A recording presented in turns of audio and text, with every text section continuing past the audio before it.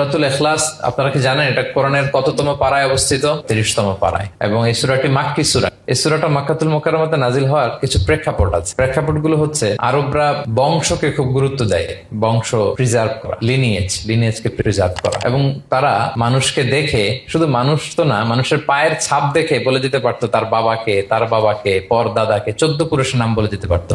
শুধু মানুষই না, মরুভূমির বালুতে উটের পায়ের ছাপ দেখে ওই উট কোন বংশের, ওই বংশের ওর নাম কি, ওর বাবার নাম কি, ওর দাদার নাম কি, 14 পুরুষ এরকম ছিল।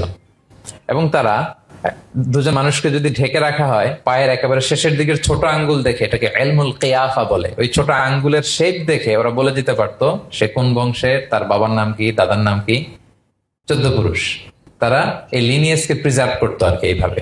এবং এই বংশ পরিক্রমা মুখস্থ করা, জানা, জিজ্ঞেস করা, এটাকে গুরুত্ব দিত। তো তারা আল্লাহকেও আমাদের মতো এরকম একজন সত্তা ভেবে আল্লাহ হাবিব সাল্লাল্লাহু আলাইহি ওয়াসাল্লামকে জিজ্ঞেস করতেছে যে ইদান খালাকাল্লাহু কুল্লা শাই ফামান খালাকাল্লাহ। মুহাম্মদ, তুমি তো বলো যে আল্লাহ নাকি সব সৃষ্টি করেছে, তো আল্লাহকে কে সৃষ্টি করেছে? অথবা বলো যে আল্লাহর বাবাকে, আল্লাহর দাদাকে, আল্লাহর পরদাদাকে, আল্লাহর বংশটা বলো। তো তখন তাদের এই প্রশ্নের জবাবে আল্লাহ তাআলা সূরাতুল ইখলাস নাজিল করেন যে কুল হু আল্লাহু আহাদ। হে নবী, আপনি বলুন আল্লাহ হচ্ছেন এক, অদ্বিতীয়, ইউনিক, অ্যাবসলিউট। আল্লাহুস সামাদ, তিনি হচ্ছেন সামাদ, তিনি কারো প্রতি নির্ভরশীল নন, অমুখাপেক্ষী। লাম ইয়ালিদ ওয়া লাম ইউলাদ, তিনি কাউকে জন্ম দেনও নাই, আবার তিনি কারো কাছ থেকে জন্ম নেনও নাই। ওয়া লাম ইয়াকুল লাহু কুফুয়ান আহাদ, তার সমকক্ষ, তার মতো, তার সিমিলার মহাবিশ্বে দ্বিতীয় কেউ নাই।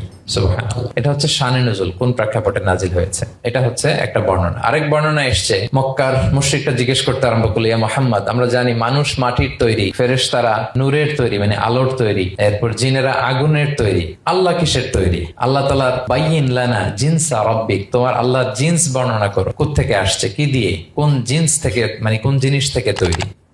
তখন আল্লাহ তাআলা এই সূরাটা নাজিল করলেন, কুল হু আল্লাহু আহাদ আল্লাহুস সামাদ লাম ইয়ালিদ ওয়া লাম ইউলাদ ওয়া লাম ইয়াকুল লাহু কুফুয়ান আহাদ। এইভাবে অনেকগুলো বর্ণনা পাওয়া যায় যে এরকম এরকম প্রেক্ষাপটে যখন রাসূল সাল্লাল্লাহু আলাইহি ওয়াসাল্লামকে তারা এই সমস্ত প্রশ্ন জিজ্ঞেস করে, তখন তাদের প্রশ্নের জবাব স্বরূপ আল্লাহ তাআলা 4 আয়াত বিশিষ্ট এই সূরাটি নাজিল করেন।